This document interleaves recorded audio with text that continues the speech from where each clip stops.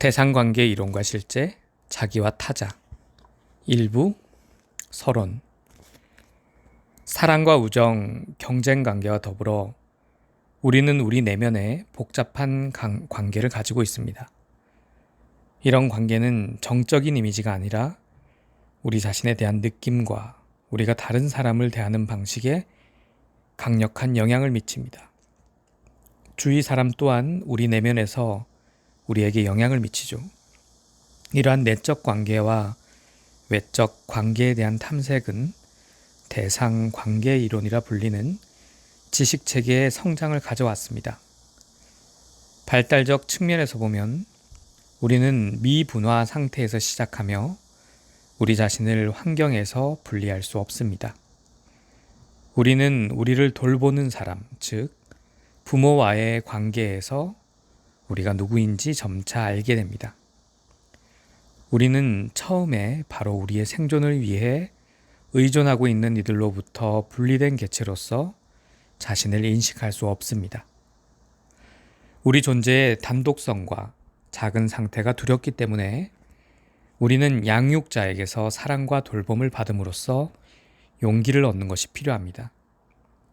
이런 우리 자신과 부모와의 관계를 보호하기 위해 우리는 어려움을 이 관계의 외부로 돌리기 시작합니다. 우리가 필요로 하는 관심을 받은 후에야 우리는 우리의 약점과 갈망을 우리 자신의 것으로 받아들이고 다른 사람을 배려할 수 있을 만큼 충분히 강하다고 느끼며 자신감을 가질 수 있는 것이죠. 이런 과정은 생애 초기에 시작하여 성인기까지 지속됩니다. 우리는 우리가 맺는 관계의 측면을 받아들이고 이를 우리 자신의 일부로 만듭니다. 또한 우리 자신과 축적된 우리 내면의 관계에 속하는 측면을 주위 사람에게 돌립니다. 우리가 정신적으로 건강하면 우리는 이 과정을 계속하게 됩니다.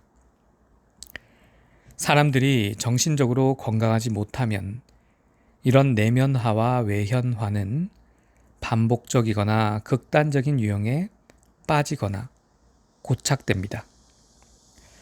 어떤 사람은 다른 사람의 실제 성향과 상관없이 만나는 모든 사람의 관계에서 자신의 습득된 내면 관계를 재현합니다.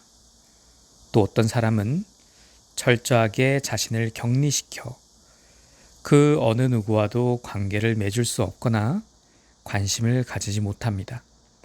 즉, 그들은 자신의 내면 세계에 갇히게 됩니다. 또 많은 사람은 주변의 영향에 너무나 취약해서 마치 카멜레온처럼 그들이 만나는 사람이 누구든 간에 그 사람의 특성을 받아들입니다.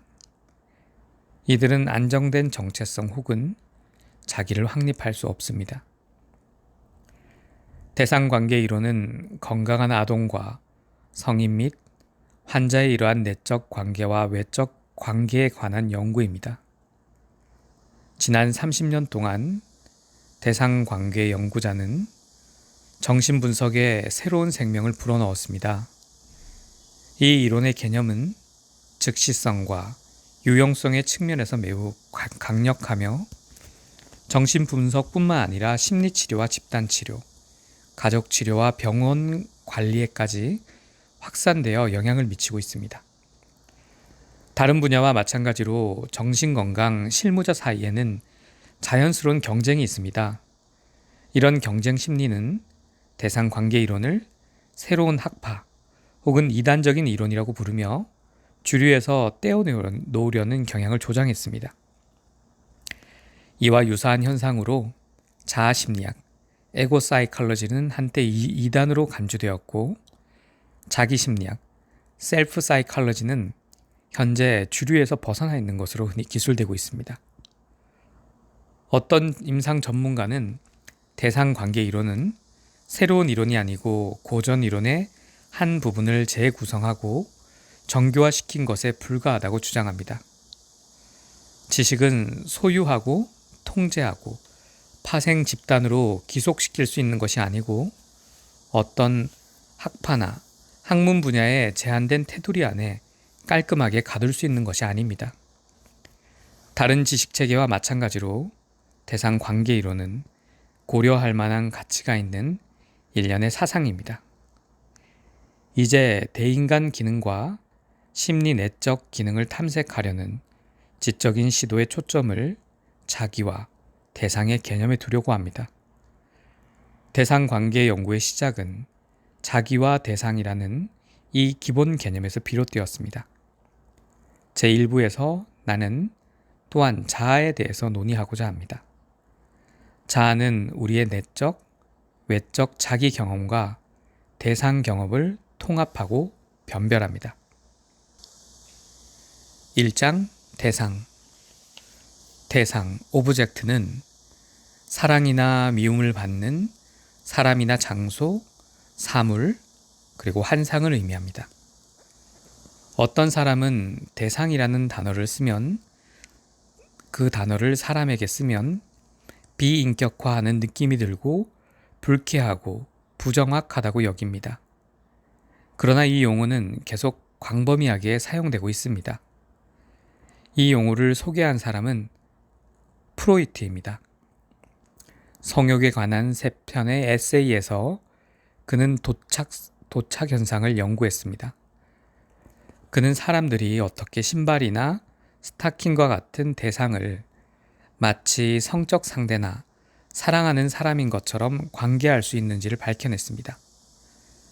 그래서 마치 감정이 투여된 어떤 것, 그것이 다른 사람이든 무생물이든 생각이든 혹은 심지어 환상이든 간에 대상이라는 용어를 사용하는 것이 편리하고 또한 정확한 용법이 되어버렸습니다. 사람들이 조국을 사랑하고 조국에 충성한다고 말할 때 그들은 대상, 즉 그들의 조국과 관련된 감정을 갖고 있습니다. 그러나 그것이 무엇인지는 다양합니다. 조국은 지리적인 경계를 의미할 수 있죠. 그것은 일련의 문서에 의해 규정된 추상물일 수도 있습니다. 그것은 국적을 가진 사람의 집합체일 수도 있습니다. 그것은 복잡한 일련의 충성심과 정체성 문제를 가리키는 환상일 수도 있습니다. 조국은 사람이 사랑하거나 미워할 정도로 중요할 수 있기 때문에 조국에 대한 이러한 개념 중 그 어떤 것도 대상이 될 수 있는 것입니다. 사람은 그들의 조국을 위해 일하고 싸우며 때로는 목숨까지 버립니다. 그들은 조국을 비난하고 그것에서 도망가고 때로는 반역을 일으키기도 하죠. 조국은 사람이 아니며 어머니나 아버지, 자녀, 남편, 아내, 연인, 친구가 아님에도 불구하고 사람은 분명히 그들의 조국에 대해 강한 감정을 가집니다. 그래서 조국은 대상 관계에서 대상이 될 수 있습니다. 사람들은 집과 자동차, 고양이, 개, 산, 계곡, 나무, 강을 사랑할 수 있습니다. 또 그림과 시, 신이나 어떤 이미지를 사랑할 수도 있습니다. 마찬가지로 이 모든 것이나 이들과 관련된 것, 이러한 것의 일부 또는 완전히 다른 것을 미워할 수도 있습니다. 최초의 애정 대상은 어머니이지만 덜 인격적인 용어인 대상, 즉 사랑과 미움의 정신적 에너지가 투여된 어떤 것을 뜻하는 이 용어는 여전히 유용합니다. 타자, other이라는 단어를 종종 대상이라는 용어와 바꾸어 사용할 수도 있습니다. 클라인은 초창기에 가장 논쟁적이었던 대상관계 이론가 중에 한 사람이었습니다. 그녀의 연구가 보여준 것은 자기, 셀프라고 불리는 내적 환상과 대상, 오브젝트라고 불리는 내적 환상 간의 관계에 대해 연구하는 것이 이전에는 혼란스럽게 여겨졌던 건강한 사람과 환자의 많은 정신 상태를 이해하는 데 도움을 줄 수 있다는 것이었습니다. 이런 환상은 의식적일 수도 있고 무의식적일 수도 있습니다. 대상에는 내적 대상, internal object와 외적 대상, external object가 있습니다. 내적 대상은 어떤 정신적 표상, mental representation, 즉 어떤 이미지나 개념, 환상, 감정, 혹은 다른 사람과 관련된 기억입니다. 반대로 외적 대상은 실제 사람이나 사물입니다. 대상 관계의 문헌의 가장 혼란스러운 측면 중의 하나는 많은 저자가 내적 대상을 지칭하는지 외적 대상을 지칭하는지를 분명하게 하지 않는다는 것입니다. 이들은 심지어 한 문장 내에서도 용법을 바꾸기도 합니다. 내적 혹은 외적이라는 주제는 처음 보기보다 훨씬 복잡합니다. 이것은 수천 년 동안 이끌어온 논쟁의 주제, 즉 인식론과 실제의 본질에 대한 주제로 우리를 이끕니다. 우리는 우리가 아는 바를 어떻게 아나요? 외부의 세계가 정말로 존재합니까? 외부 세계는 우리가 지각하는 것과 무슨 관계가 있나요? 여기서는 이런 추상적 개념으로 더 나아가기보다는 내적 대상을 외적 대상과 구별하지 않는 것이 대부분의 대상 관계 문헌을 이해하기 어렵게 만든다는 점을 그저 인정하는 수준에서 그치고자 합니다. 내적 세계와 외적 세계의 주제는 이후에 다시 다룰 예정입니다. 심리학적 용어인 대상, 오브젝트는 문법적으로 목적어라는 단어에 상응한다는 것이 우연의 일치가 아닙니다. 전형적인 문장은 주어, 동사, 목적어의 구조를 가지는데요. 대상 관계 이론도 같은 구조를 갖습니다.